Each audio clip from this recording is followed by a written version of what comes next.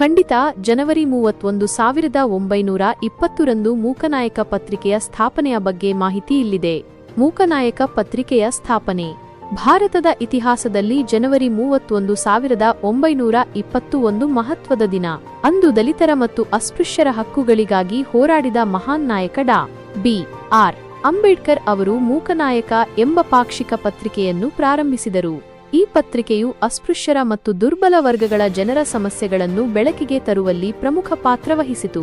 ಮೂಕನಾಯಕ ಪತ್ರಿಕೆಯ ಉದ್ದೇಶಗಳು: ಅಸ್ಪೃಶ್ಯರ ಮತ್ತು ದಲಿತರ ಸಾಮಾಜಿಕ, ಆರ್ಥಿಕ ಮತ್ತು ರಾಜಕೀಯ ಸಮಸ್ಯೆಗಳನ್ನು ಸರ್ಕಾರ ಮತ್ತು ಸಮಾಜದ ಗಮನಕ್ಕೆ ತರುವುದು. ಈ ವರ್ಗಗಳ ಜನರ ಹಕ್ಕುಗಳು ಮತ್ತು ನ್ಯಾಯಕ್ಕಾಗಿ ಹೋರಾಡುವುದು.